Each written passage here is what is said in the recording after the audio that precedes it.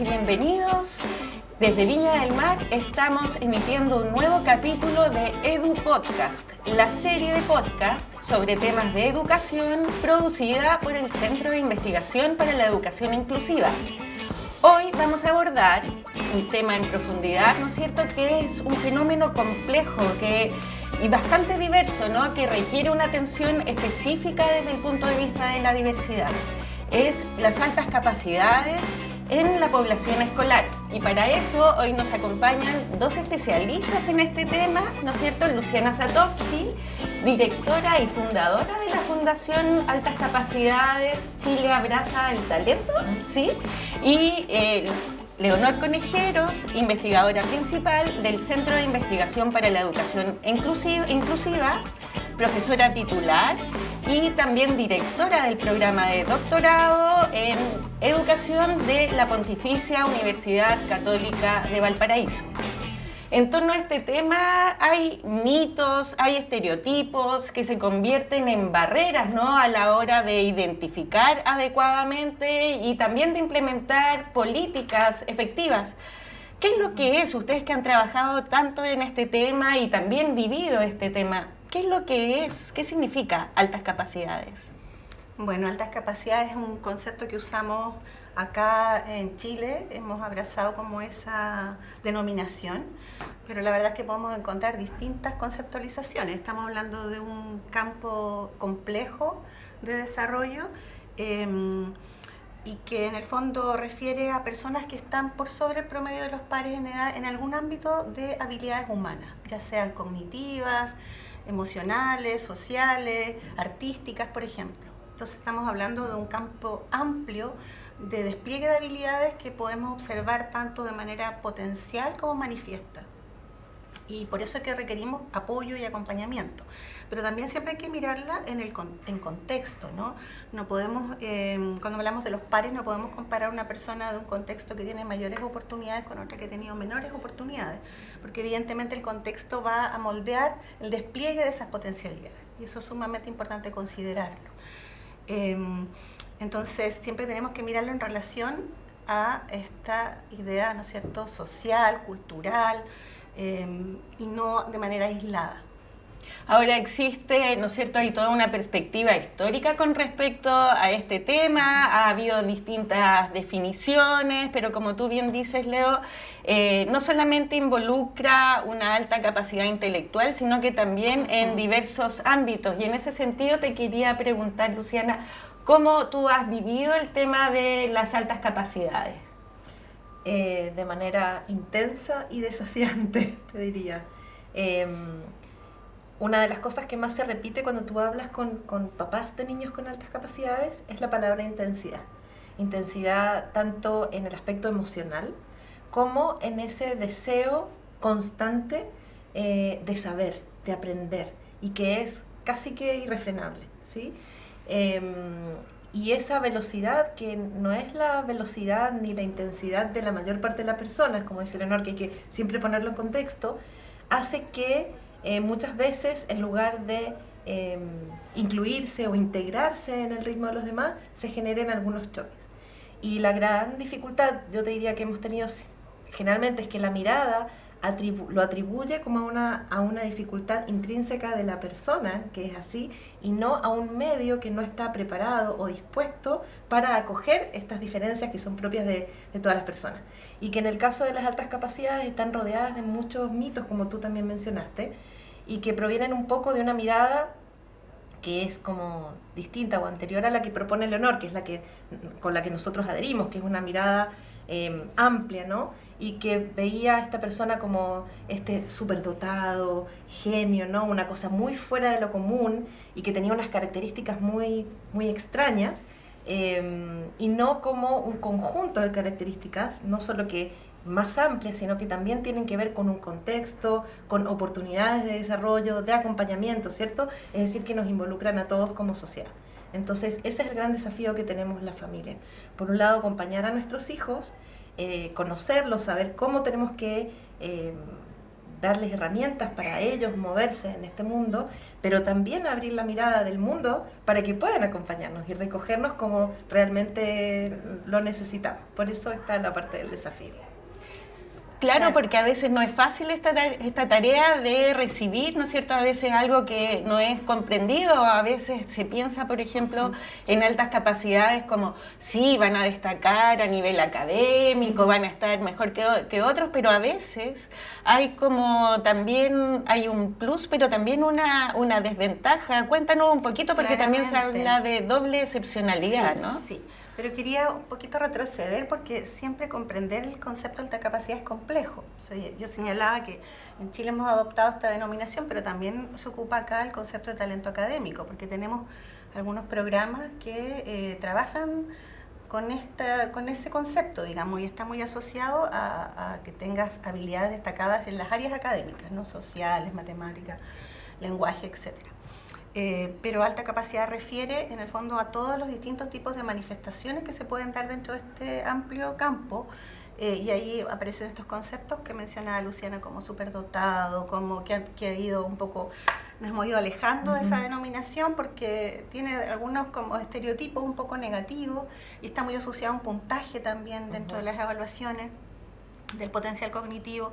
También está el concepto de genio, sobresaliente, excepcional, de precoz, hay como muchos, ¿no? Entonces alta capacidad trata de abordar todo eso, y dentro de las altas capacidades un subtipo vendría siendo la doble excepcionalidad por la que tú consultas, ¿no? Que es cuando tienes, además de estas habilidades superiores en algún área del desarrollo humano, tienes también otra necesidad de apoyo asociado más al déficit.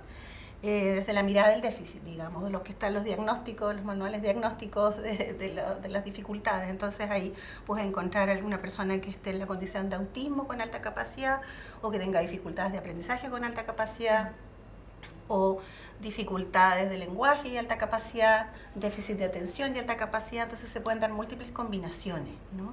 Entonces, cuando hablamos de alta capacidad nos estamos refiriendo a una población muy heterogénea, nada de homogénea, muy compleja, y también distintos niveles de potencial.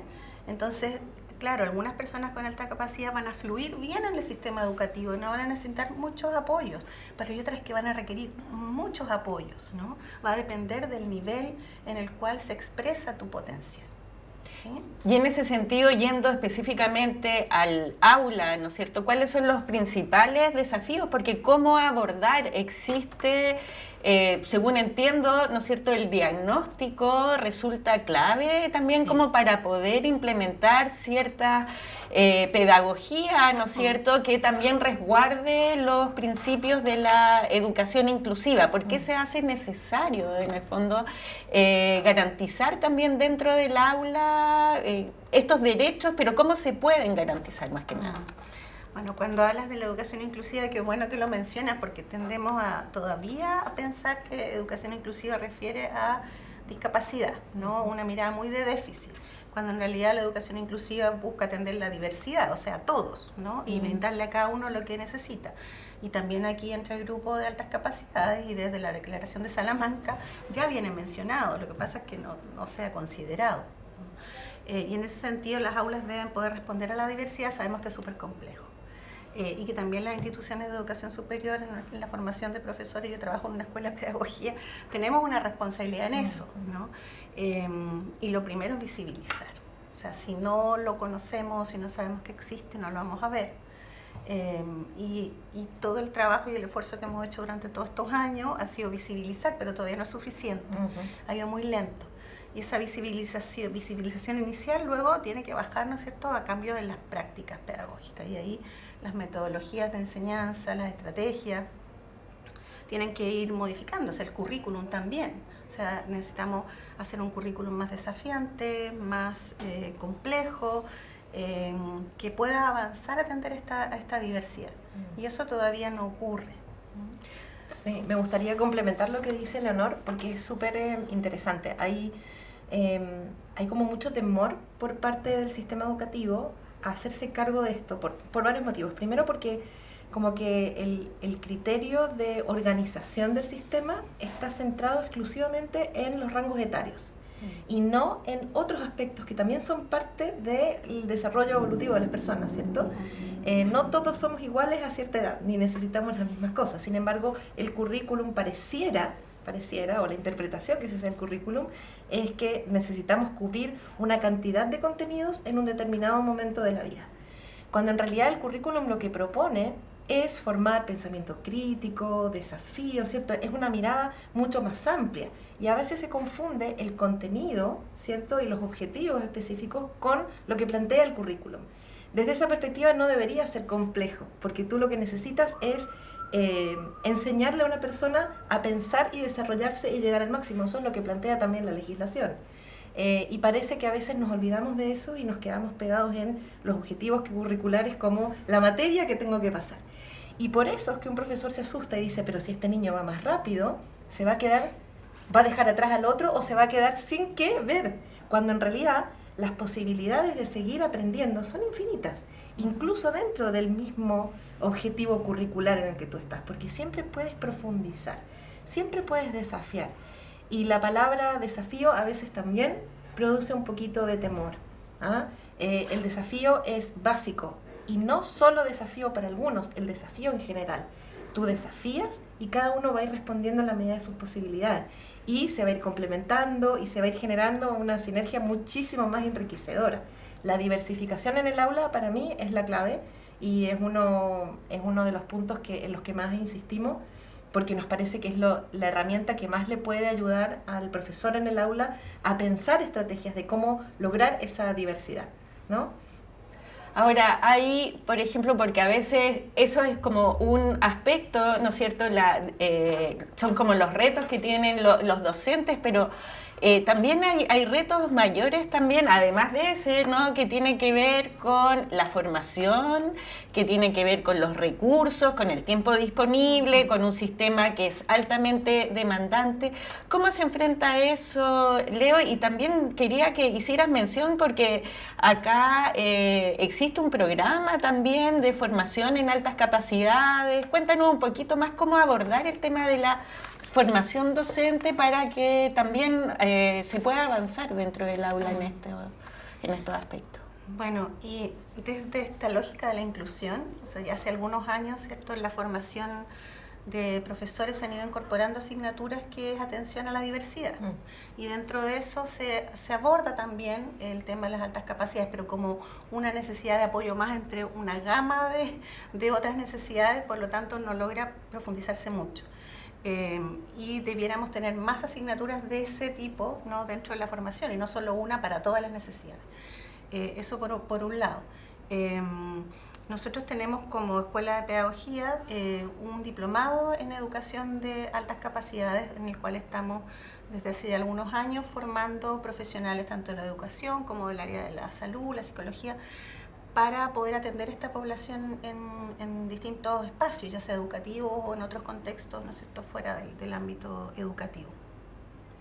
Y ahí se abordan temáticas como la identificación, que es muy importante, hablaba un poco antes del diagnóstico, pero en realidad acá nosotros no hablamos de diagnóstico, ya porque la alta capacidad no está considerada como un diagnóstico clínico dentro de los manuales estadísticos, ya entonces la mencionamos más como una condición.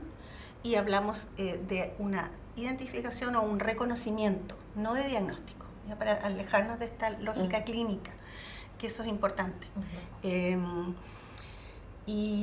Bueno, eso se aborda en esta formación, también se aborda todo el tema de la conceptualización, poder profundizar, comprender, ver esta diversidad de expresiones, de manifestaciones que tiene, y luego también el trabajo evidentemente educativo, cómo poder, ¿no es cierto?, abordarlo desde distintas perspectivas. En el ámbito de la alta capacidad, dentro de los modelos pedagógicos que más se utilizan, se encuentra el enriquecimiento, se encuentra la aceleración, que genera mucho ruido, se encuentra también, por ejemplo, las mentorías, el agrupamiento, hay como distintas formas de trabajo, ya claramente vienen desde otros contextos, nosotros hemos ido tomando algunas, los programas que existen en Chile, en las universidades, son programas de enriquecimiento que en el fondo entregan contenidos distintos a los que ve el currículum escolar, profundizan en las áreas académicas, pero otros contenidos. Hay colegios que han ido avanzando en generar programas de enriquecimiento para poder abordar esta población. pero bueno, la diversificación de la enseñanza evidentemente es algo súper importante en términos de modificar el currículum o de profundizar más en el currículum. Y las mentorías también son espacios interesantes, hay harta investigación en eso, de mentores que acompañan, mentores específicos en áreas, por ejemplo en ciencias, y acompañan jóvenes que tienen interés en eso y los van guiando, los van comprometiendo en sus propias áreas de investigación, por ejemplo.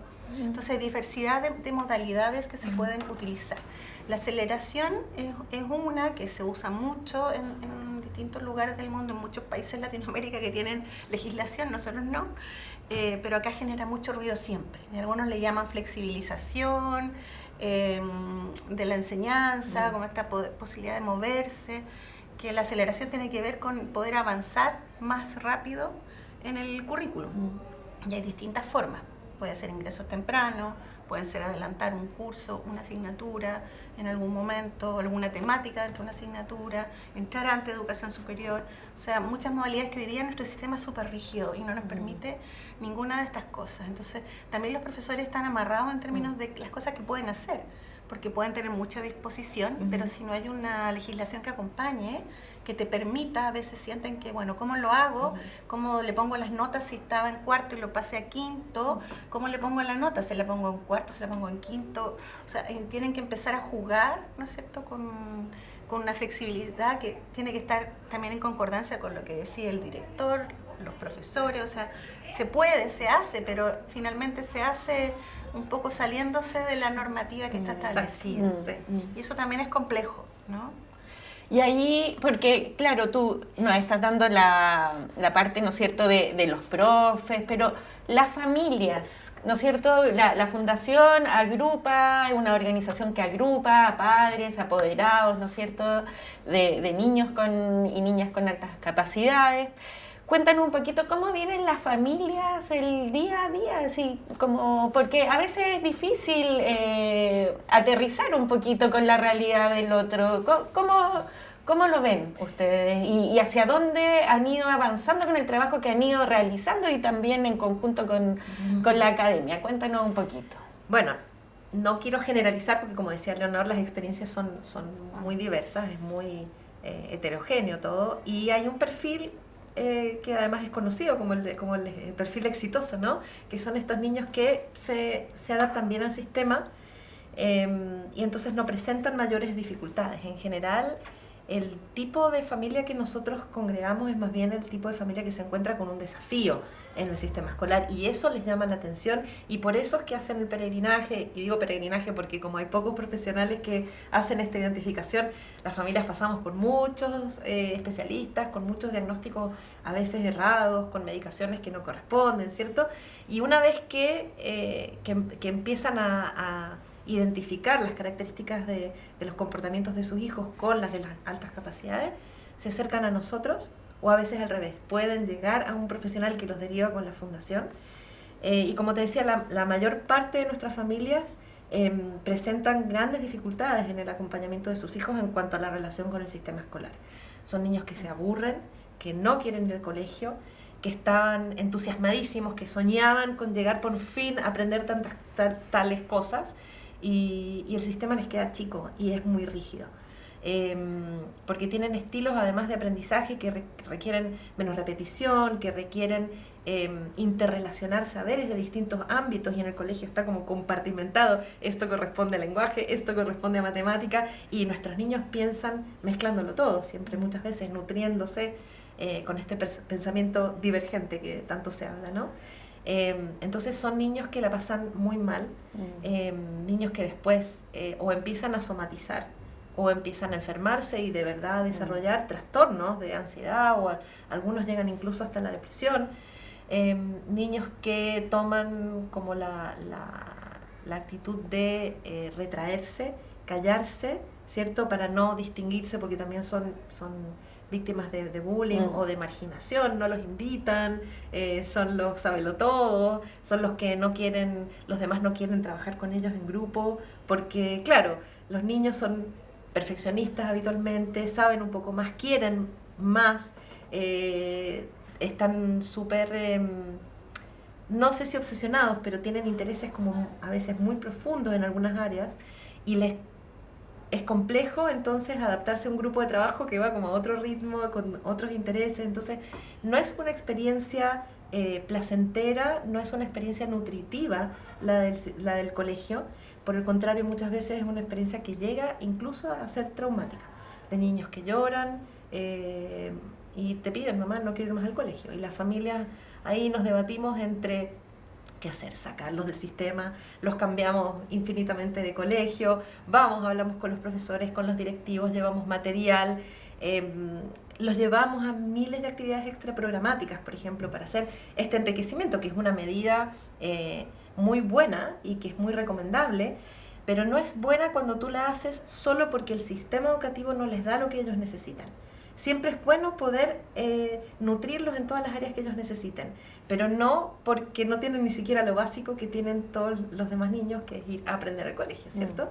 Entonces, la experiencia escolar suele ser, para la mayor parte de las familias que nosotros agrupamos, y para el relato que también recogemos de la mayor parte de los niños con altas capacidades, una experiencia negativa, muy difícil. Claro, sí. Ahí se vive un poco la exclusión, ¿no? Sí.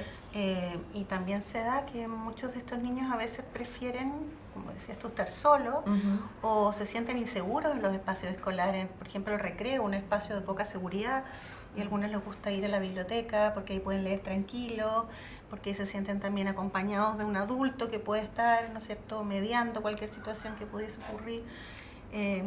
Y son esos espacios donde no encuentras a veces pares también. A veces también ocurre porque esta heterogeneidad que hemos mencionado, hay niños que tienen, claro, por ejemplo, a nivel cognitivo, están 2 años sobre el promedio de los pares en edad, entonces piensan muy distinto, sus pares de curso no son sus pares realmente a nivel cognitivo, entonces prefieren juntarse con niños mayores o con niñas mayores.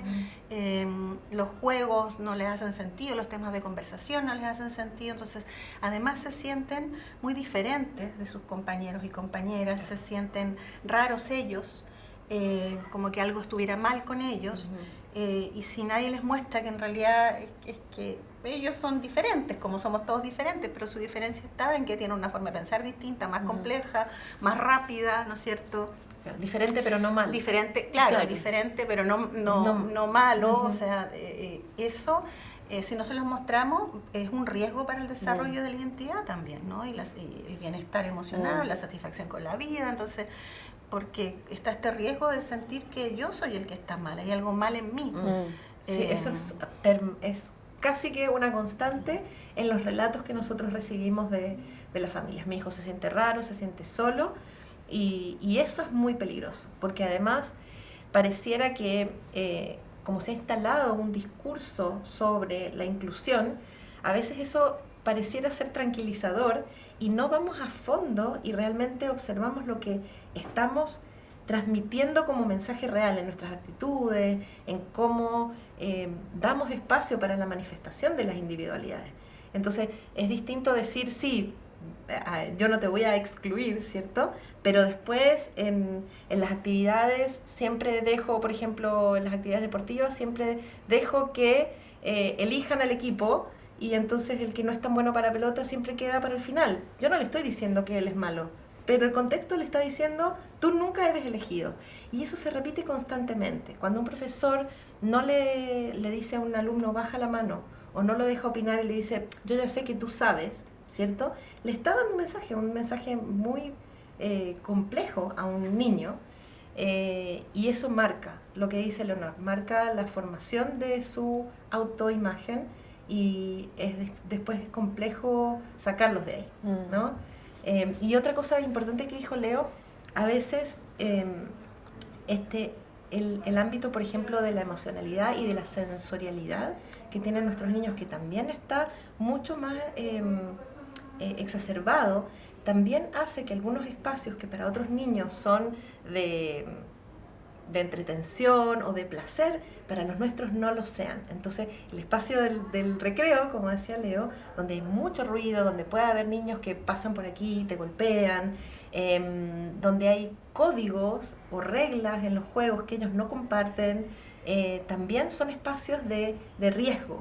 Y si no hay adultos que estén atentos a que ese no es simplemente un espacio de descanso o de ocio, como es para los demás, o de enriquecimiento, también ahí ellos corren un peligro. Entonces es importante también reconocer que no es solamente porque les gusta más leer que se van a la biblioteca, sino porque ese espacio es muy agresivo, es difícil de estar ahí. Entonces hay que darles otros ámbitos donde también puedan tener ocio, donde puedan divertirse y donde puedan compartir. Leo dijo algo muy clave: las oportunidades que uno les presenta a los niños, y esas oportunidades tienen que estar en todo ámbito, ya reconociendo no solo sus características cognitivas o en el ámbito académico, sino también en todas las otras que tienen que ver con su desarrollo íntegro como persona. Claro, y ahí quisiera agregar que igual hay que tener en consideración que en la medida que vas avanzando en el desarrollo y en la etapa de la adolescencia para todos, los pares son súper relevantes, ¿no? Establecer espacios o comunidad donde sientas que perteneces. Entonces, para muchos de estos niños, en especial las niñas, tienden a negar sus propios intereses para ser aceptados por el grupo. Entonces puede que haya una niña que le interesa aprender de geología y las rocas y todo, pero ninguna de sus amigas le interesa ese tema, quieren hablar de otras cosas. Entonces finalmente va relegando, ni siquiera comparte sus propios intereses para ser aceptada por el grupo. Llega a veces a extremos de tener malos resultados académicos, pudiendo tener buenos resultados solo para no ser rechazado por otros. Entonces también acá hay un tema de esconder quién soy, ¿no?, que es súper riesgoso. Entonces me acostumbro a que no muestro quién soy completamente, solo una parte de mí, para que el mundo no me rechace. Y eso se da mucho en las mujeres, mencionaba, porque las niñas tienen un perfil un poco distinto, tienen un riesgo, son mucho menos reconocidas, mucho menos visibilizadas, los profesores las nominan menos, las ven menos también que a los hombres, y es entonces un riesgo para el desarrollo de su potencial posterior. Entonces también es un grupo que hay que considerar acá la variable género también, ¿no? Claro. En todos los mitos, porque cuando uno piensa en alguien muy capaz, si lo pensamos solo en la dimensión cognitiva, tendemos a pensar la mayoría de las veces en hombres, ¿no? Entonces tenemos que abrir también que acá está presente en todas las clases sociales, la alta capacidad, en todos los géneros, en todas las etnias, no hay diferencia en eso. Toda la cultura. Claro, y leer los contextos locales también, pero dar una mirada integral. Sí. Y bueno, sin duda como sociedad, ¿no es cierto?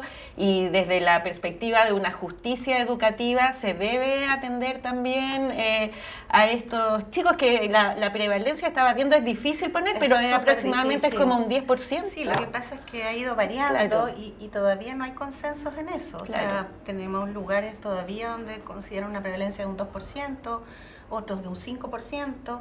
Nosotros acá hemos adscrito a un modelo sociocultural que es de un canadiense que se llama François Gagné, que habla del 10%, ¿ya? Pero hay otros autores que tienen modelos que hablan hasta el 20%. Entonces no hay consensos en eso. Es importante ahí que uno tiene que ir tomando decisiones teóricas, ¿no? Desde dónde yo me voy a situar para comprender, porque además desde donde yo me sitúo para comprender va a impactar la identificación, el reconocimiento. Porque si pienso en un 10% es más amplio el rango que miro, si pienso en un 2 es mucho menor.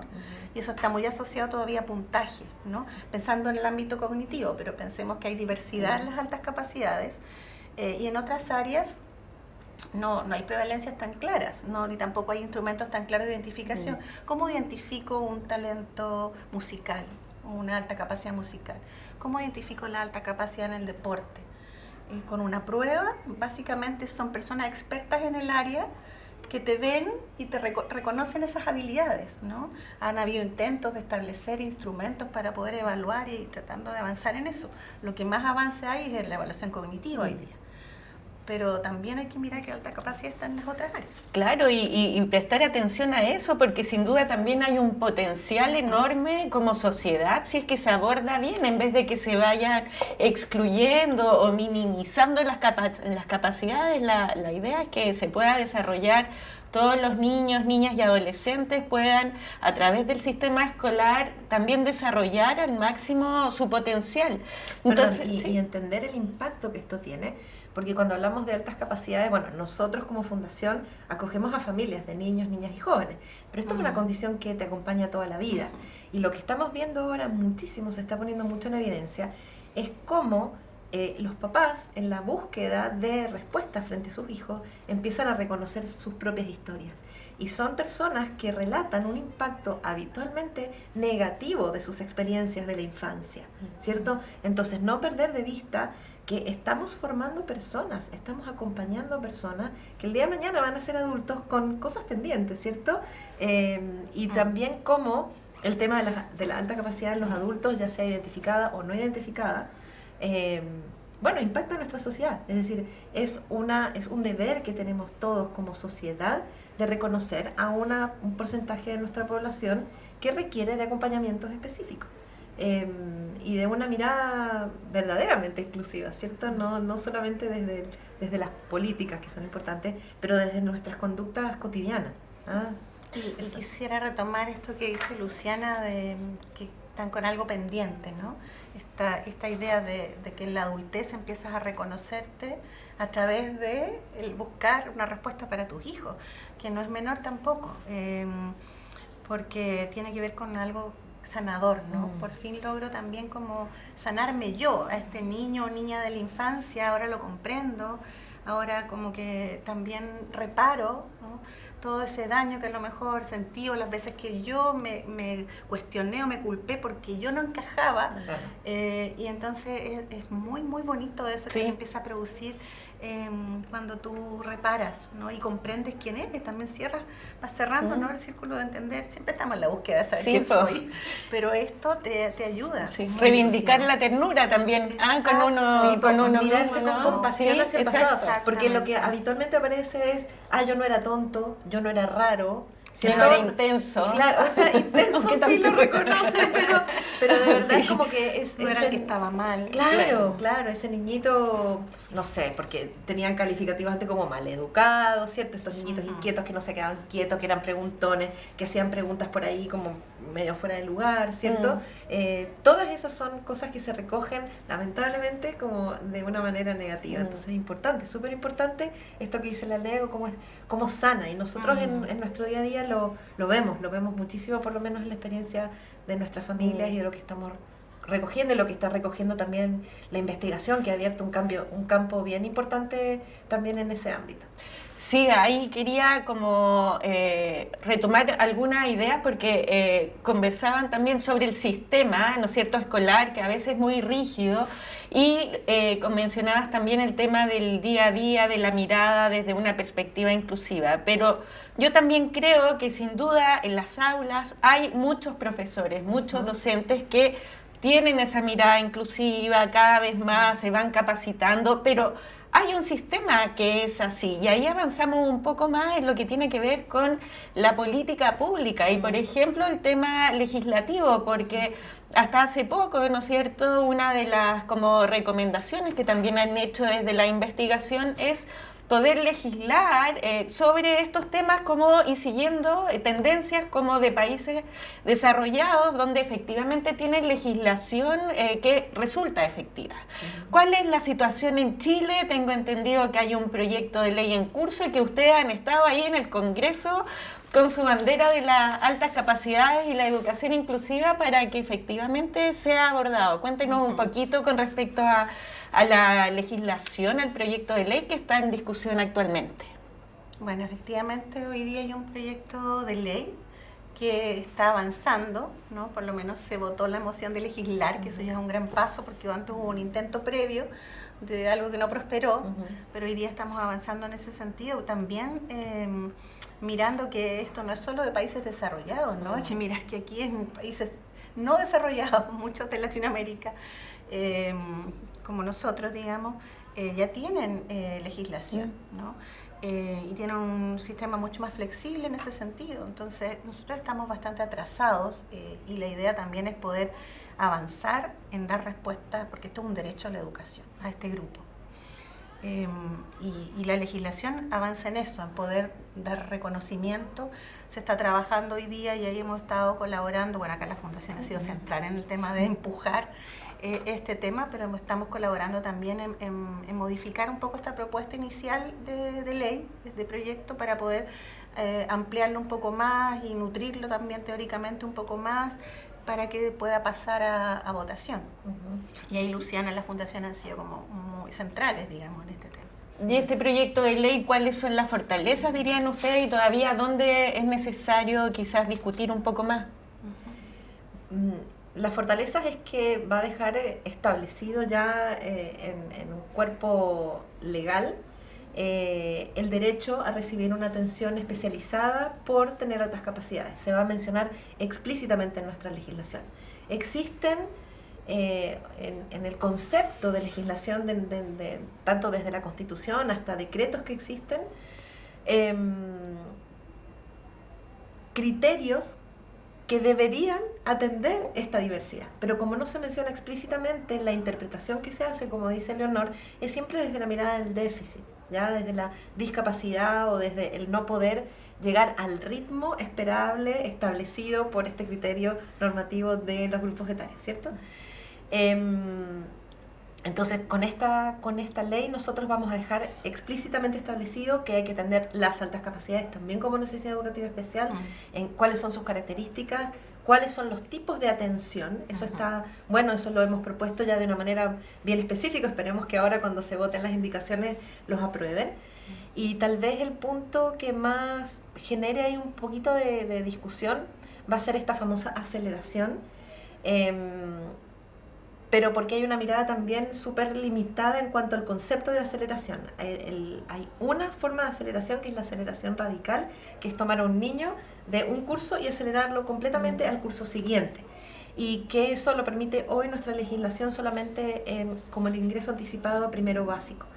Y que genera mucho temor en cuanto al impacto en el ámbito socioemocional que tienen los niños de sacarlo del grupo que le corresponde por edad. La mirada amplia de la aceleración permite muchas otras estrategias y esperamos que en esta discusión legislativa entiendan en profundidad y podamos ir aplicando y dándole a los distintos profesores y a los distintos centros educativos la flexibilidad que ellos necesitan para, dentro de sus propios recursos, ir aplicando las estrategias que ellos encuentren más adecuadas para atender a todo su alumnado. Y también para que en los centros de formación pedagógica vayan formando a los futuros docentes, ¿cierto? Para que el sistema completo vaya avanzando en esta línea, así como está haciendo el tremendo esfuerzo y tiene un gran avance Chile en el sentido de la inclusión en términos generales, pero siempre olvidándose de este grupo que es el de las altas capacidades, ¿cierto?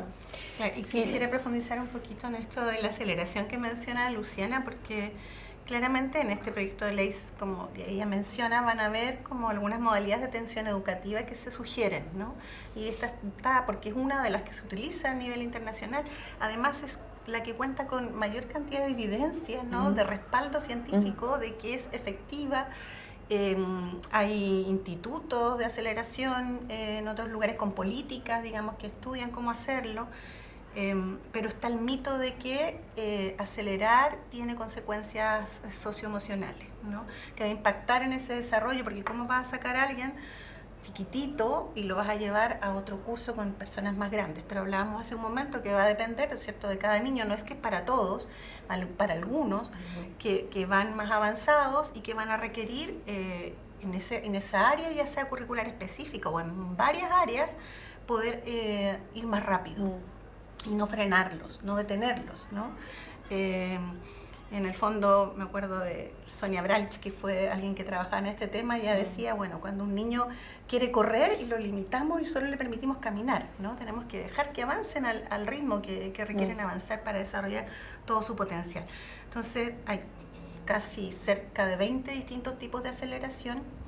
La aceleración radical es cuando saltas muchos cursos, ¿ya?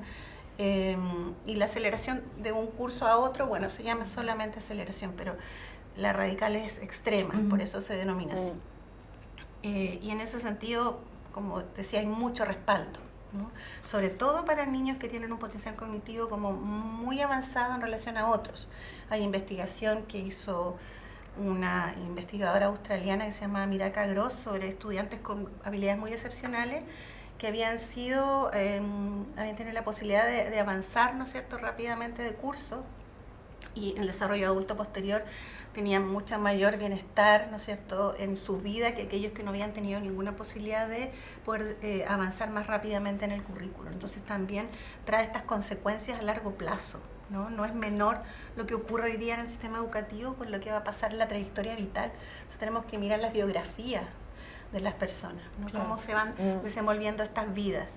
Hay un libro muy bonito que escribió Joan Freeman, que era también una investigadora inglesa, sobre las vidas de las personas con altas capacidades, como que hizo trayectoria, estudios longitudinales para mostrar qué va pasando en las trayectorias, y algunas trayectorias son trágicas, Sí. ¿no? Entonces no queremos que esas cosas ocurran. Y ahí está un poquito el sinsentido, ¿no? Porque no se aplican medidas, como por ejemplo el tema de la aceleración, por el temor de lo que pudiera ocurrir en caso de. Y en lugar de mirar lo que verdaderamente está ocurriendo y está a la vista, por no acelerar. Es decir, tú no tomas medidas por miedo a que pase algo, pero no tomas medidas por cosas que sí están ocurriendo. Pero yo creo que lo mejor de todo este proceso, es que ya no se está discutiendo si hay que legislar o no. Ya estamos en el paso de decir, ¿cómo voy a legislar? Exacto. Pero ya a todo nivel, a nivel ministerial, a nivel legislativo, a nivel colegios incluso, la mirada ha cambiado, está cambiando, y eso es un avance que nosotros tenemos que reconocer, que tenemos que valorar, que tenemos que seguir potenciando. Y a mí me gusta mucho destacar el rol fundamental que ha tenido aquí la unificación entre el trabajo de las organizaciones del mundo civil, como nosotros, como la familia, y el apoyo, el respaldo de la academia, de la investigación, y creo que esa es la clave de los avances que estamos teniendo, y queremos destacarlo porque es realmente lo que marca la diferencia y lo que puede seguir consiguiendo muchas cosas, porque hay mucho por avanzar todavía.